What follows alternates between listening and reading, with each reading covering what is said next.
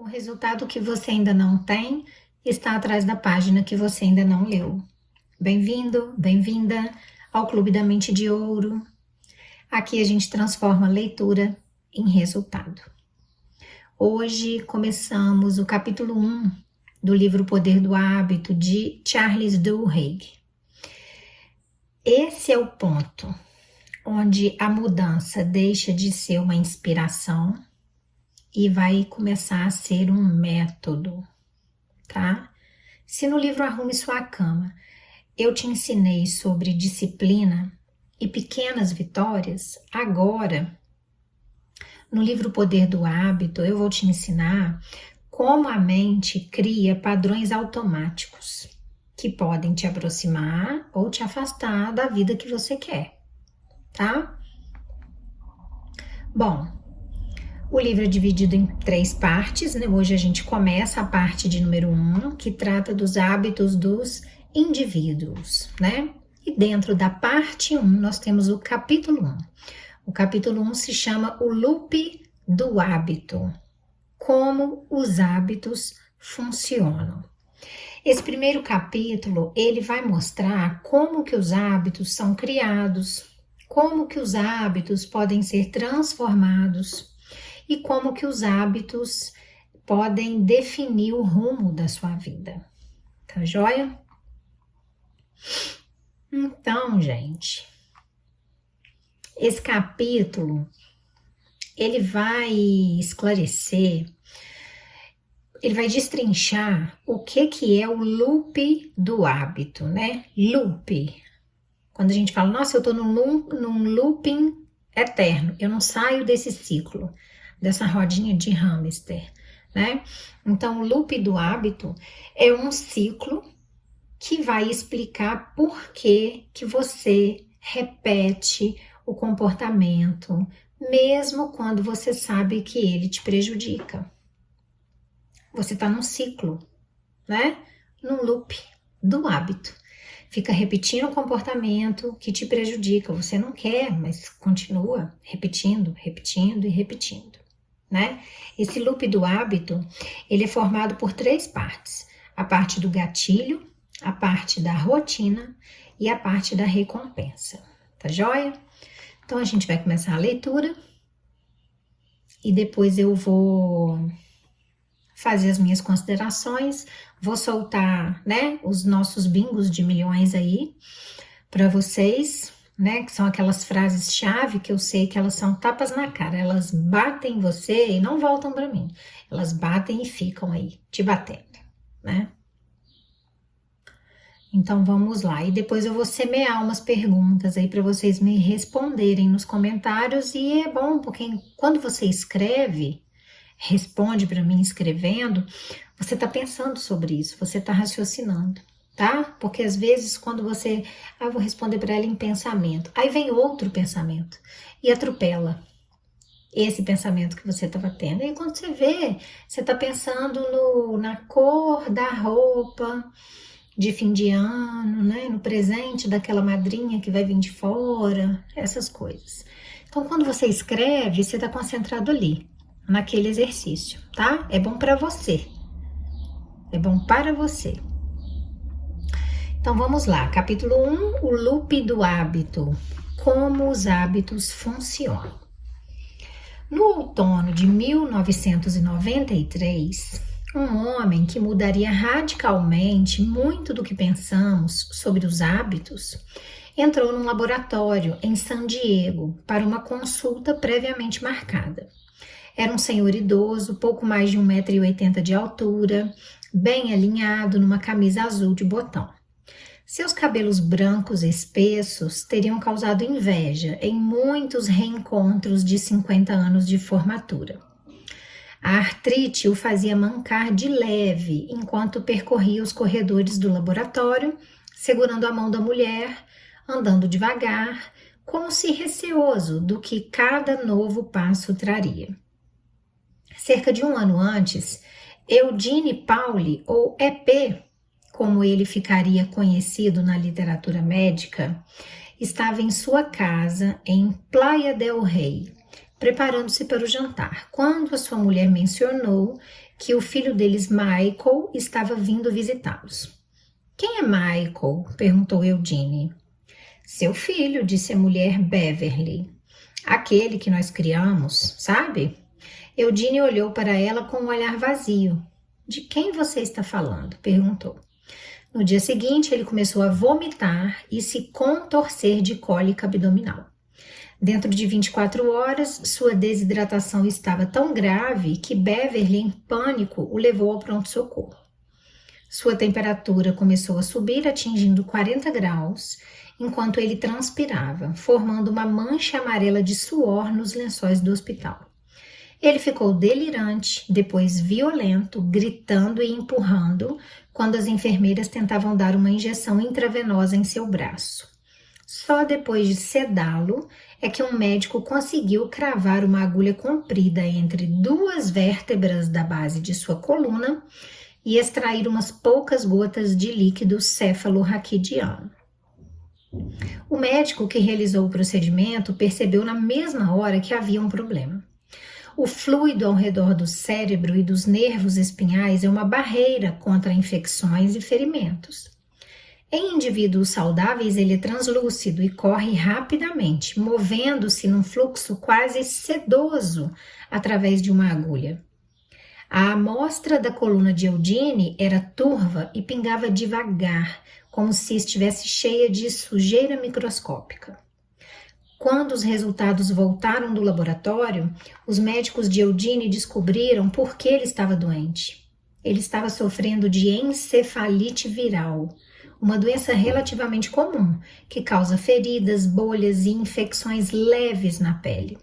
Em casos raros, no entanto, o vírus pode traçar um caminho até o cérebro, provocando lesões catastróficas, conforme devora as delicadas dobras de tecido onde os nossos pensamentos, sonhos e almas residem.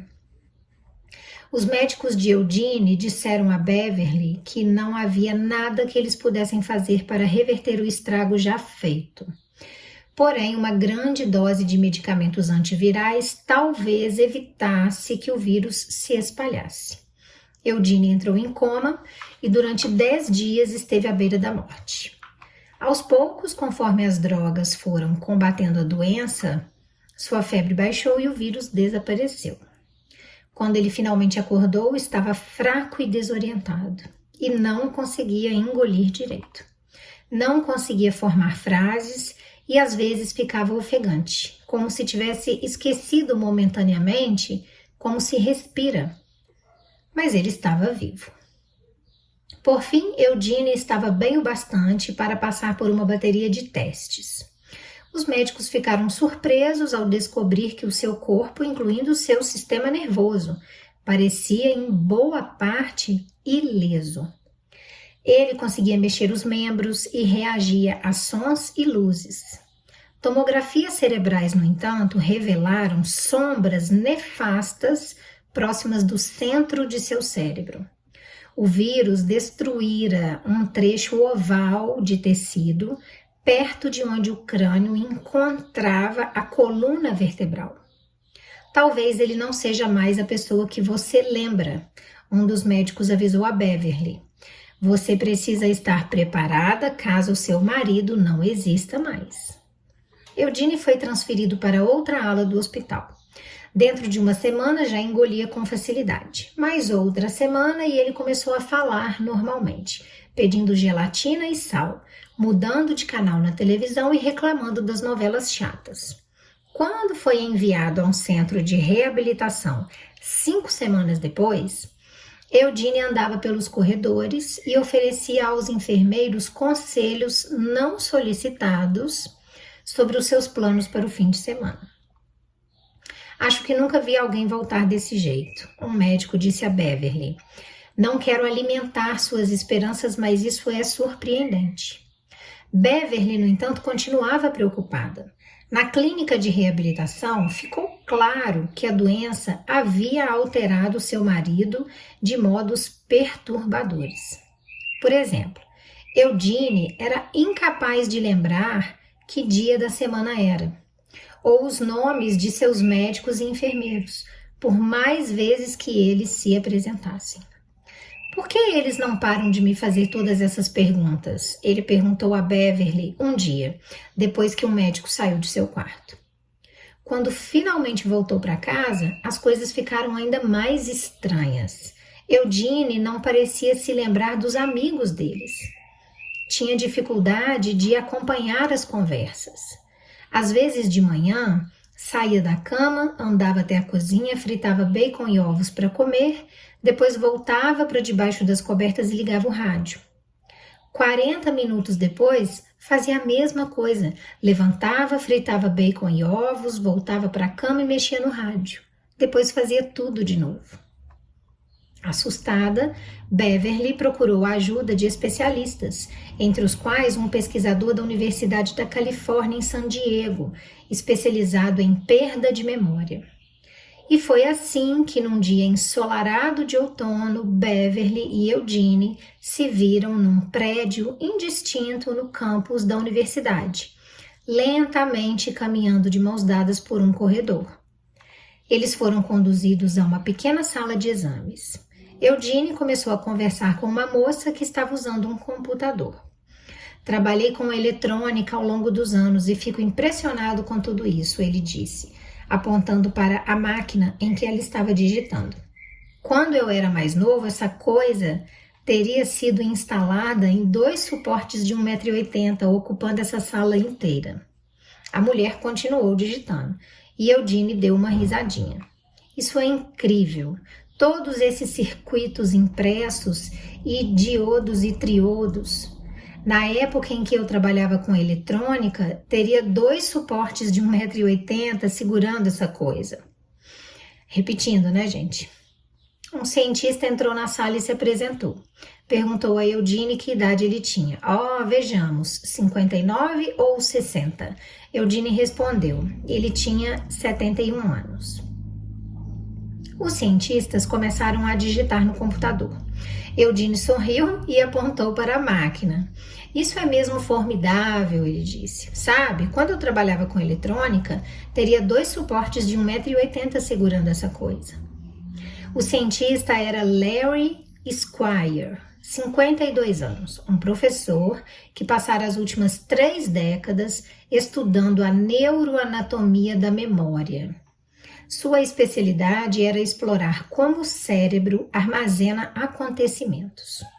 O seu trabalho com Eugene, no entanto, logo lhe revelaria um novo mundo, e para centenas de outros pesquisadores que remodelaram a nossa compreensão de como os hábitos funcionam.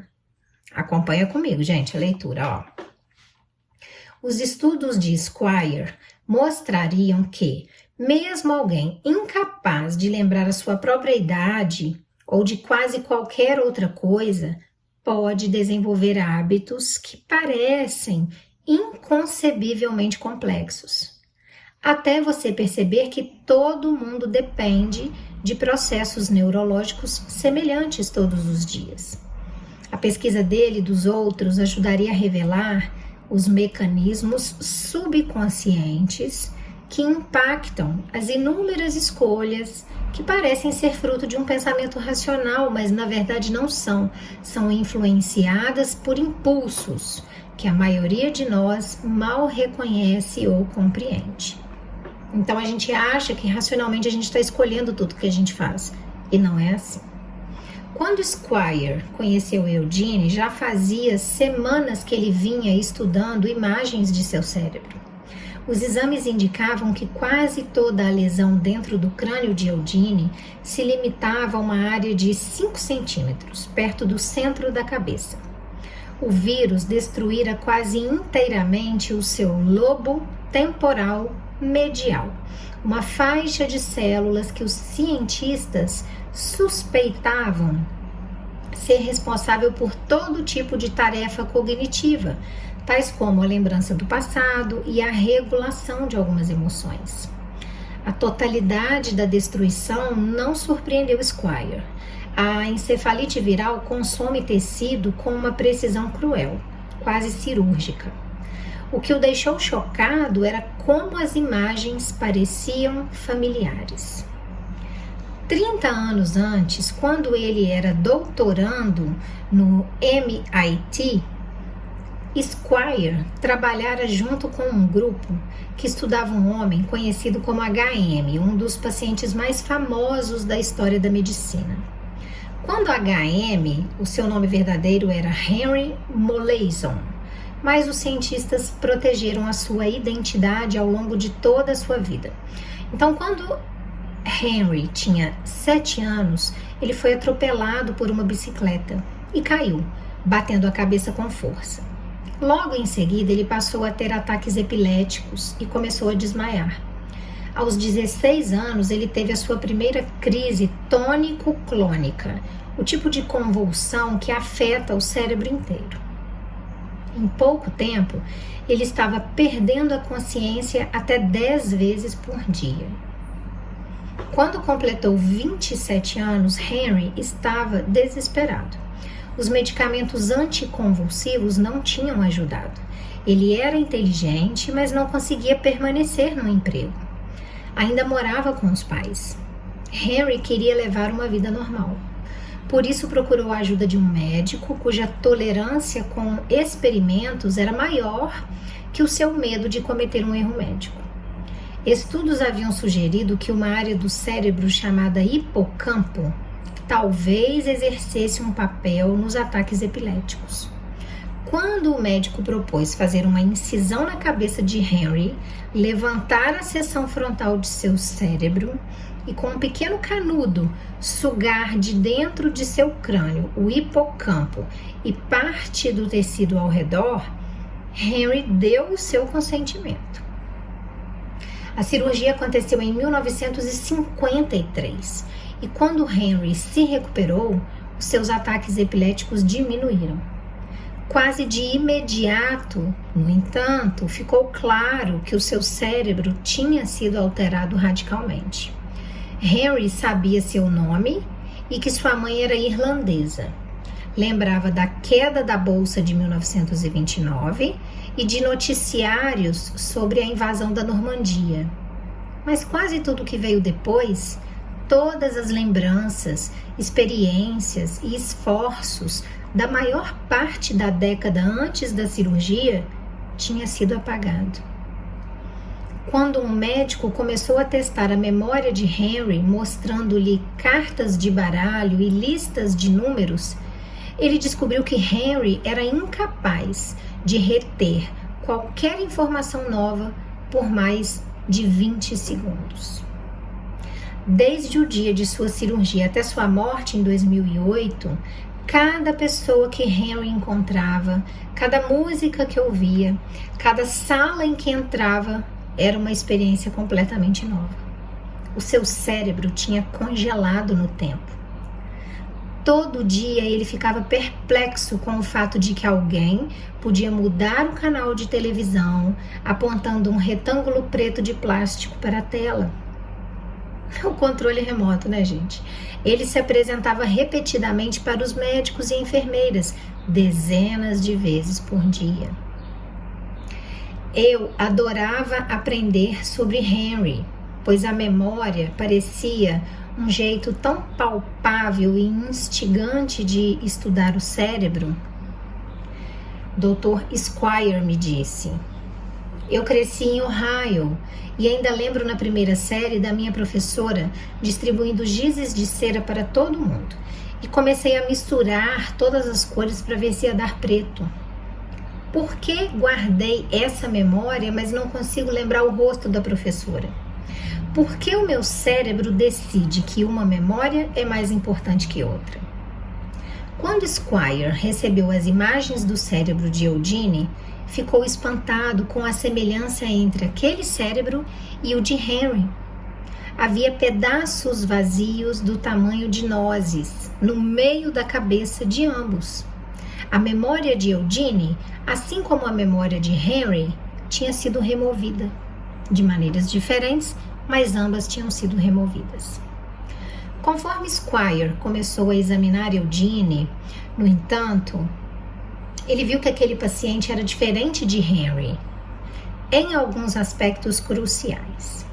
Enquanto quase todo mundo percebia, minutos após conhecer Henry, que havia alguma coisa muito estranha, Eugene conseguia travar conversas e realizar tarefas que não alertariam um observador casual de que havia algo errado. Os efeitos da cirurgia de Henry tinham sido tão debilitantes que ele passou o resto da vida internado. Eugene, por outro lado, morava em casa com a mulher. Henry não conseguia travar conversas de verdade. Já Eugene tinha a habilidade impressionante de conduzir quase qualquer diálogo para um tema que ele ficasse à vontade para discutir longamente, tal como satélites, porque ele trabalhara como técnico para uma empresa aeroespacial ou sobre condições climáticas. Squire começou a examinar Eugene, perguntando a ele sobre sua juventude. Eugene falou da cidade onde crescera no centro da Califórnia, do tempo que servira na marinha mercante, de uma viagem que fizera à Austrália quando era jovem. Lembrava da maior parte dos acontecimentos de sua vida que tinham se passado antes de cerca de 1960. Quando Squire perguntava sobre décadas posteriores, Eugene educadamente mudava de assunto e dizia que tinha dificuldade de lembrar de alguns acontecimentos recentes. Squire realizou alguns testes de inteligência e descobriu que o intelecto de Eugene ainda era aguçado para um homem incapaz de se lembrar das 3 últimas décadas. Além disso, ele ainda tinha todos os hábitos que adquirira na juventude, por isso, sempre que Squire lhe dava um copo d'água ou o elogiava por uma resposta especialmente detalhada, Eugene agradecia e retribuía o elogio. Sempre que alguém entrava na sala, se apresentava e perguntava como tinha sido seu dia. Mas quando Squire pediu que Eugene memorizasse uma série de números ou descrevesse o corredor em frente à porta do laboratório, o médico descobriu que seu paciente não conseguia reter nenhuma informação nova por mais de 1 minuto. Quando alguém mostrava a Eugene fotos de seus netos, ele não fazia ideia de quem eram. Quando Squire perguntava se ele se lembrava de ter ficado doente, Eugene dizia que não tinha lembrança alguma de sua doença, nem da estada no hospital. Na verdade, Eugene quase nunca lembrava que estava sofrendo de amnésia. A sua imagem mental de si mesmo não incluía a perda de memória. E já que ele não conseguia se lembrar da lesão, ele não conseguia conceber que havia algo de errado. Nos meses após conhecer Eugene, Squire realizou experimentos que testavam os limites de sua memória.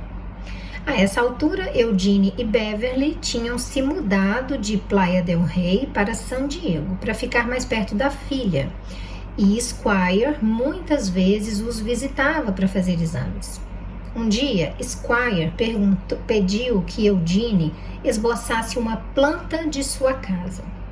Ele foi incapaz de desenhar um mapa rudimentar mostrando onde ficava a cozinha ou o quarto. Quando você levanta da cama de manhã, como você sai do quarto? Squire perguntou. Olha, disse Eugene, eu não sei direito. Squire tomou notas em seu laptop e enquanto o cientista digitava, Eugene se distraiu. Olhou de relance para o outro lado da sala, então se levantou, andou até um corredor e abriu a porta do banheiro.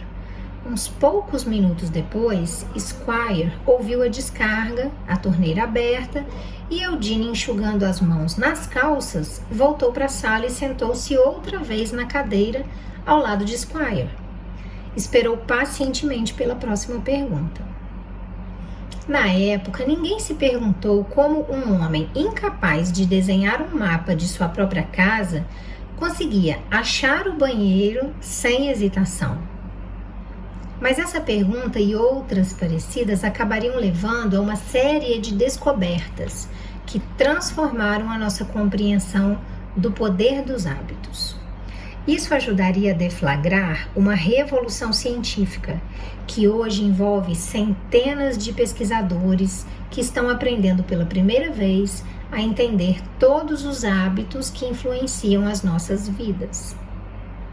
Quando Eugene sentou-se à mesa, olhou para o laptop de Squire. Isso é impressionante, ele disse, apontando para o computador. Sabe, quando eu trabalhava com eletrônica, teria 2 suportes de 1,80 m segurando essa coisa. Nas primeiras semanas depois que eles se mudaram para a casa nova, Beverly tentava tirar Eugene de casa todo dia. Os médicos haviam lhe dito que era importante que ele se exercitasse. E se Eugene ficava dentro de casa por muito tempo, deixava Beverly maluca, fazendo as mesmas perguntas inúmeras vezes, num loop infinito. Por isso, toda manhã e toda tarde, ela o levava para dar um passeio no quarteirão, sempre juntos e sempre seguindo o mesmo itinerário. Os médicos tinham avisado a Beverly que ela precisaria monitorar Eugene constantemente. Disseram que se ele algum dia se perdesse, nunca mais conseguiria achar o caminho de casa. Mas certa manhã, enquanto ela se vestia, Eugene saiu despercebido pela porta da frente. Ele tinha uma tendência a perambular de um cômodo para o outro. Por isso, Beverly levou um tempo para perceber que ele tinha sumido. Quando percebeu, entrou em pânico. Correu para a rua e tentou enxergá-lo. Não conseguiu vê-lo. Foi até a casa dos vizinhos e esmurrou as janelas. As casas eram parecidas. Será que Eugene tinha se confundido e entrado em outra? Ela correu até a porta e tocou a campainha até alguém atender. Eugene não estava lá. Ela correu de volta para a rua, seguindo o quarteirão, gritando o nome de Eugene. Estava chorando. E se ele tivesse ido a algum lugar com trânsito? Como diria alguém onde morava? Ela já estava fora fazia 15 minutos, procurando em toda parte. Então correu para casa a fim de ligar para a polícia.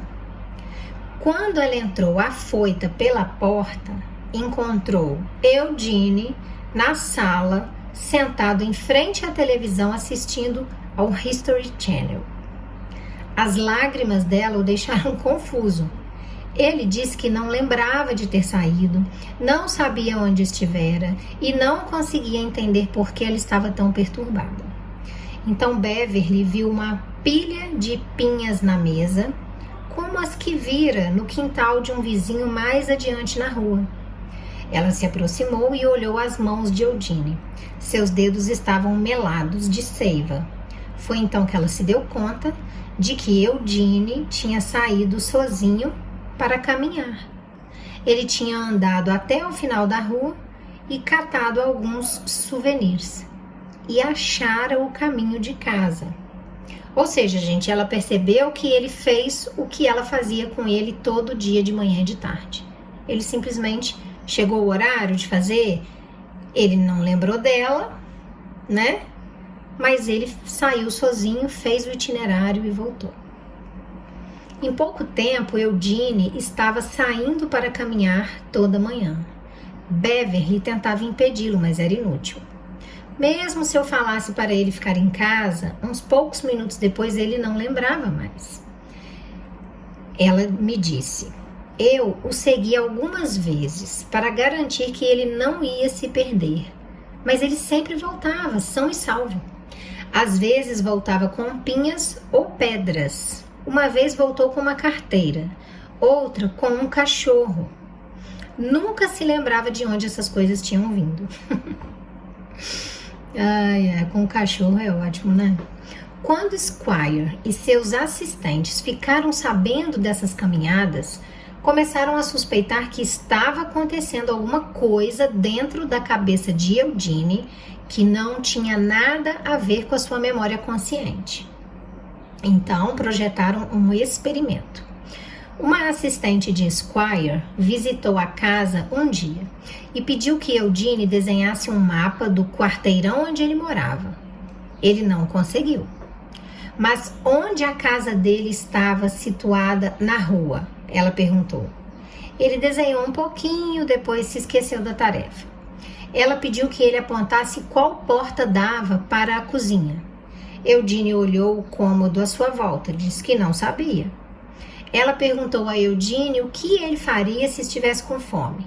Então ele levantou, andou até a cozinha, abriu um armário e tirou um pote de amendoins. Percebem, gente? Quando ela pediu para ele desenhar essas coisas, a porta que leva para a cozinha, que leva para a rua, que roda o quarteirão, ele não soube. Quando ela perguntou o que você faz quando está com fome, ele mostrou para ela na mesma hora. Que ele levanta, vai na cozinha, abre o armário, pega o que ele quer, volta e come. Por quê? Porque sentir fome faz parte da nossa rotina, né? É um hábito sentir fome e matar a fome. Agora, sentar para desenhar o quarteirão não é um hábito. Estão começando a perceber o que está acontecendo aqui? Então vamos lá.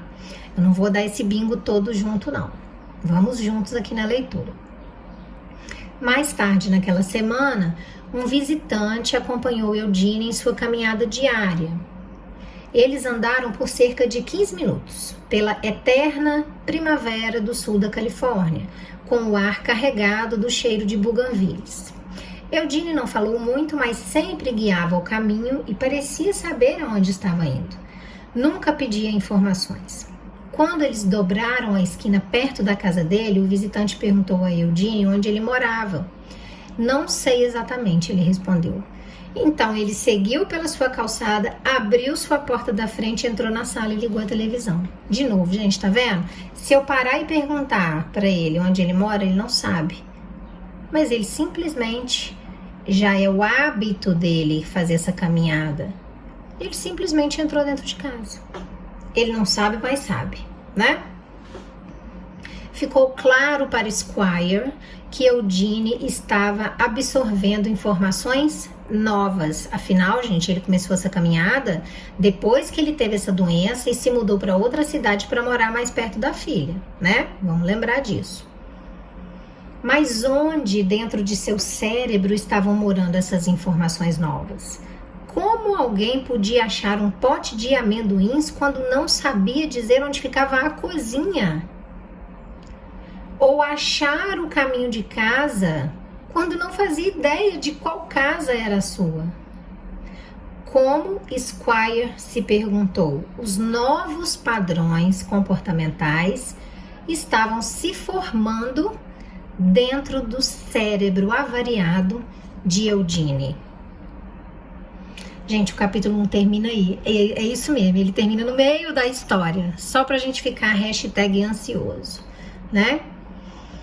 Mas olha que interessante, né? Mas a gente já começou a elucidar muita coisa, né? Sobre por que ele tá demorando tanto para contar essa história, né? O livro é baseado em histórias, por isso que ele é muito interessante a leitura. Então, vamos para nossa finalização, vamos soltar os bingos, né? Vários prêmios do bingo. E vou semear as perguntas aí para vocês me responderem nos comentários. Bom, eu preciso começar falando que, se não ficou claro, eu vou deixar claro para você agora que o que você precisa não é mais força de vontade. Não é. Porque nós estamos usando o exemplo de um homem desmemoriado, certo? Ele nem sabe o que é ter força de vontade. O que você precisa é entender o sistema dentro de você que controla o seu comportamento. Vou repetir. O que você precisa não é de mais força de vontade. O que você precisa é entender o sistema interno da sua mente que controla o seu comportamento, que controla o que você faz, como você age. Se você entende isso, você consegue modular isso, né? Pensa nisso. Cada vez que você repete um padrão, pode ser um padrão emocional, de sair do sério toda vez que alguém te afronta. Pode ser um padrão financeiro, impulsividade para gastar o pouco dinheiro que tem. Pode ser um padrão profissional, não consegue ficar muito tempo em um emprego, é no máximo 6 meses, independente do emprego. Qualquer que seja, tá? Um padrão emocional, um padrão financeiro, um padrão profissional. Cada vez que você repete esse padrão, você reforça para o seu cérebro que ele tem uma rota automática para seguir. E ele vai continuar seguindo essa rota automática, né?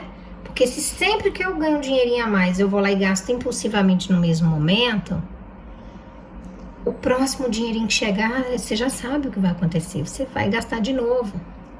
Se toda vez que eu for afrontada eu surtar, você já sabe o que vai acontecer quando você for afrontada novamente. O cérebro já sabe o que fazer, porque ele só tem aquele caminho para seguir, porque ele sempre seguiu somente aquele caminho. Ele vai continuar seguindo aquele caminho. E isso vale tanto para hábitos ruins quanto para hábitos poderosos. Eu dei exemplo só dos ruins, só que ele vale para os dois, para os poderosos também. Então, se você determina para você que você vai fazer atividade física todo dia, independente se está chovendo, gelo, canivete, fogo do céu, se você está com dor de barriga, se você está gripada, se você está com pouco tempo, você vai parar aquela 1 hora do seu dia que tem 24 horas e vai fazer aquela atividade física. Quando chegar naquele horário, no próximo dia, o seu corpo já vai começar a se movimentar e algo já vai começar a te incomodar para você ir lá e seguir aquele mesmo caminho. Por isso que eles falam que o horário é muito importante também, fazer sempre no mesmo horário.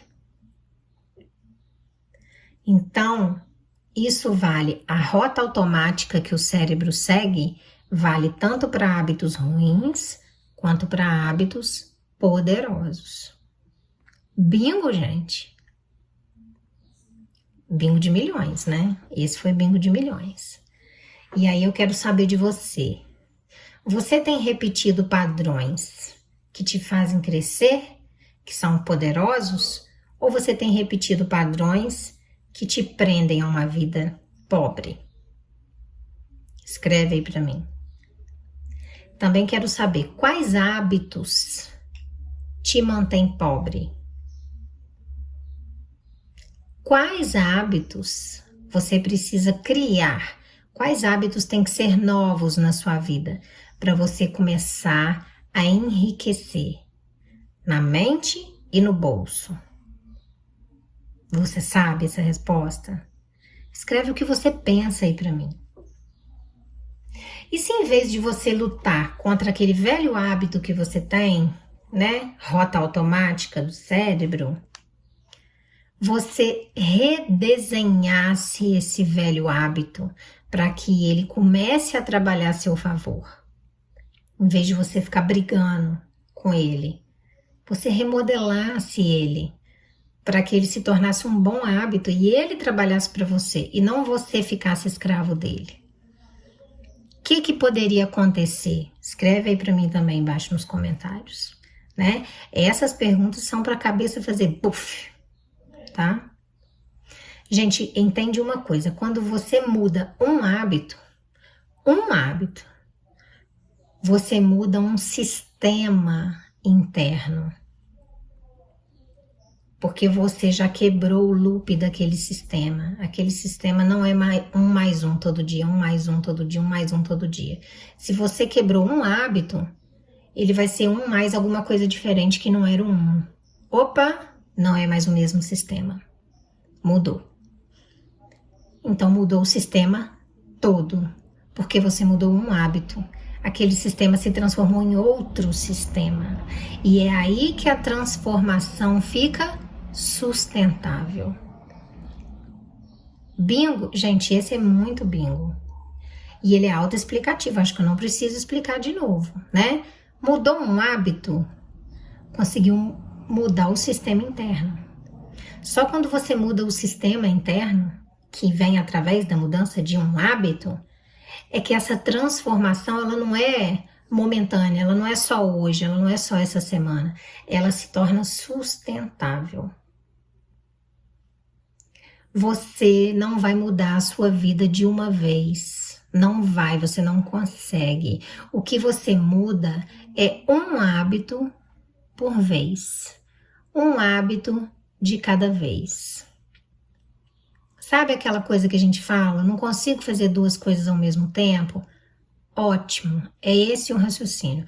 Você não consegue mudar duas coisas ao mesmo tempo. Mude uma, então. Um hábito de cada vez. Ok? Bingo? Acho que é um super bingo. Um bingo de bilhões, não é nem milhões. Gente, é exatamente isso que eu ensino com profundidade no meu e-book Mente de Ouro, tá? O meu livro é um manual prático, ele não tem teoria, tá? Para quem quer transformar o estado que está de pobreza num estado de riqueza. Não só financeira, tá? Riqueza mental, riqueza emocional, riqueza pessoal e riqueza, sim, financeira. Porque a riqueza, ela começa dentro, ela não começa no bolso do lado de fora. Ela começa quando você cria a mentalidade e os hábitos certos. Porque você é as coisas que você faz. As coisas que você faz todo dia, que se repetem todo dia. Isso se chamam hábitos. Ok? Então, quando você cria hábitos certos, você consegue o que você quer. Hábitos voltados para aquele objetivo, né? Escreve aqui nos comentários. Qual hábito você vai mudar a partir de hoje para você começar a construir a sua mente de ouro? Escreve aí para mim. Você está no Clube da Mente de Ouro, aqui não tem teoria vazia, tá? Se você quer aprender como transformar hábitos em prosperidade na vida real, o passo seguinte que você tem que fazer é mergulhar no meu livro Mente de Ouro. Eu vou deixar o link aqui na descrição do vídeo e no primeiro comentário fixado. Quero que vocês se lembrem sempre, a mudança, ela não vem de fazer força. A mudança, ela vem quando você faz uma estrutura, quando você monta uma estrutura. E os hábitos, o hábito nada mais é do que o que estrutura uma mente vencedora. É um hábito, é um bom hábito. Se inscreve no Clube da Mente de Ouro, ativa o sininho, vem comigo, porque a partir de agora você vai aprender a treinar o seu cérebro para pensar, agir e prosperar como uma mente de ouro. Esse capítulo 1 foi o primeiro passo e agora você já começa a entender como que os hábitos funcionam, né? E a partir dos próximos capítulos você vai descobrir como usar esse poder para mudar tudo. Para mudar sua rotina, para mudar sua mente e finalmente mudar seus resultados, tá? Lembre-se, ninguém nasce disciplinado.